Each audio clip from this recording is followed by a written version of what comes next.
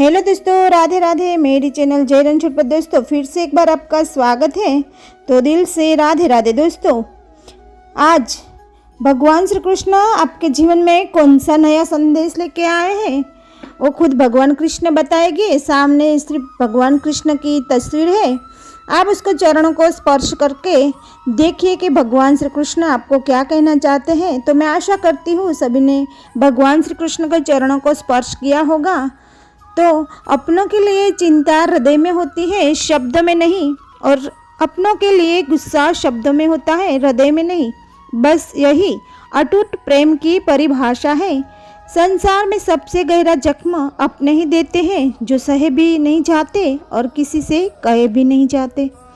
और दोस्तों किसी के वर्तमान को देखकर उसका भविष्य का मजाक मत उड़ाना, क्योंकि समय में इतनी शक्ति है कि कोयले को भी धीरे धीरे हीरे में बदल देती है। जो गुजर चुका है उसे पीछे मुड़कर मत देखो, वरना जो आगे मिलने वाला है उसे भी खो दोगे। यह कलयुग है, यहाँ बुरों के साथ बुरा हो या ना हो, पर अच्छे के साथ बुरा होता है। किसी की आत्मा पर इतनी गहरी चोट मत करो कि परमात्मा खुद उसके पक्ष में आकर खड़ा हो जाए। और कुछ पाना है तो स्वयं पर भरोसा कीजिए। सहारे कितने भी सच्चे हो और अच्छे हो, साथ नहीं छोड़ी जाता है। गीता में श्री कृष्ण ने कहा है, जो लोग तुम्हारी बुराई करते हैं करेंगे, चाहे तुम अच्छा करो या बुरा। इसलिए शांत रहकर अपना कर्म करते रहो। निंदा से मत घबराओ, निंदा उसी की होती है जो जिंदा है। मरने के बाद तो सिर्फ तारीफ ही होती है।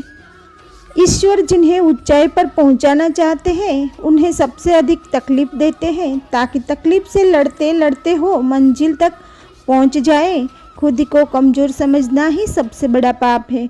अगर आप गिरते हो तो उठने का प्रयास करो, लड़ो पूरी निष्ठा से, अपने कर्तव्य कर्म निभाओ, बाकी सब कृष्ण भगवान पर छोड़ दो। अभिमान नहीं होना चाहिए कि मुझे किसी की ज़रूरत नहीं पड़ेगी, और यह भी नहीं होना चाहिए कि सबको मेरी ज़रूरत पड़ेगी। यदि सब कुछ खोकर भी आप कुछ करने की हिम्मत बाकी है तो समझ लीजिए आपने कुछ नहीं खोया है। हमारे जीवन में समस्या बिना किसी कारण नहीं आती, उसका आना एक इशारा है कि हमें अपने जीवन में कुछ बदलना है। और जीवन में सफलता हासिल करने के लिए आपकी सोच का दूरदर्शी होना बेहद ज़रूरी है। अपनी पीड़ा के लिए संसार को दोष मत दो, अपने मन के समझाओ, क्योंकि तुम्हारे मन का परिवर्तन ही तुम्हारा दुखों का अंत है। और जरूर नहीं बुरे काम करके ही दुख मिले, कई बार अच्छे होने के कीमत चुकानी पड़ती है।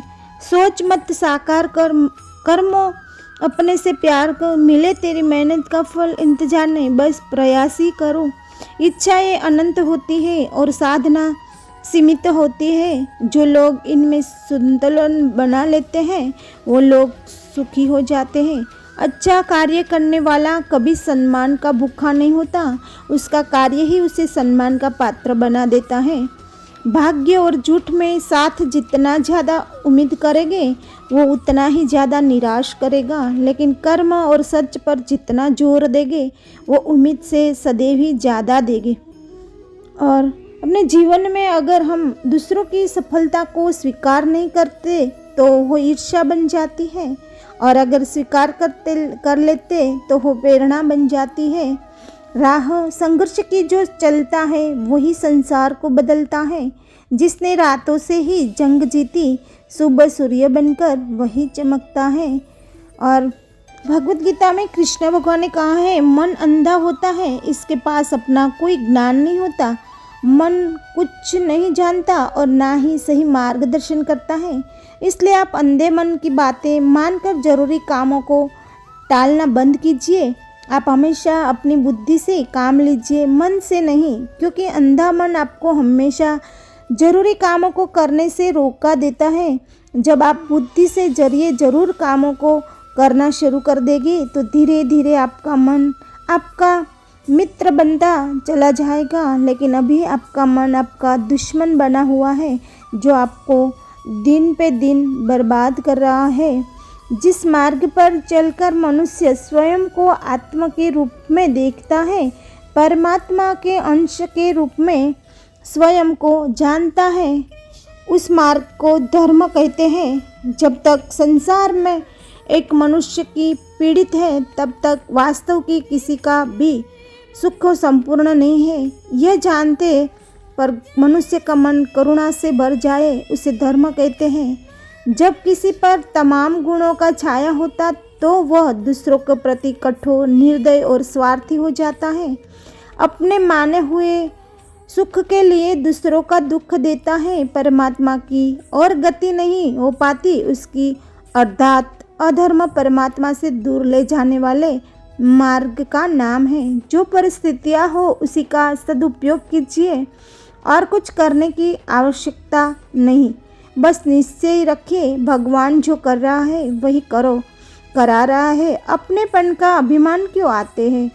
और सांसारिक दृष्टि में जब एक छोटे बालक को बुद्धिमान पुरुष एक शेर, 2 शेर, 5 शेर ही उठाने को कहेगा, मन दो मन ही, तब बुद्धि के परम कारण भगवत को सब जानते हैं।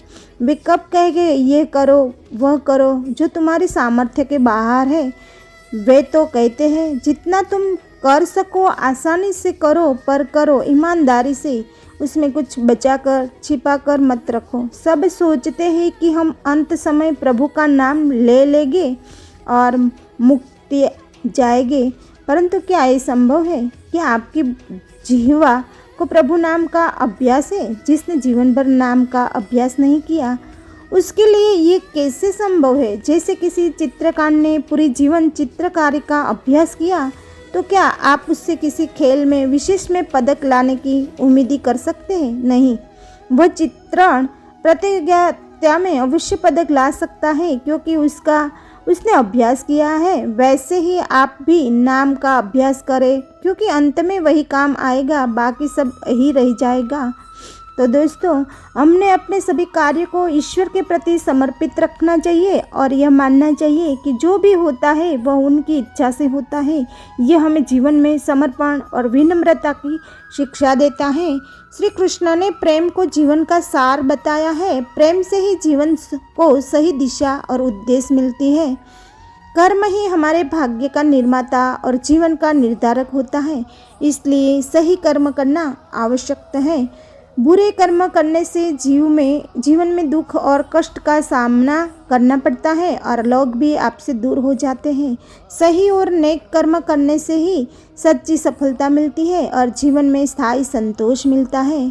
तो आज के लिए इतना दोस्तों। राधे राधे। जय रणछोड़।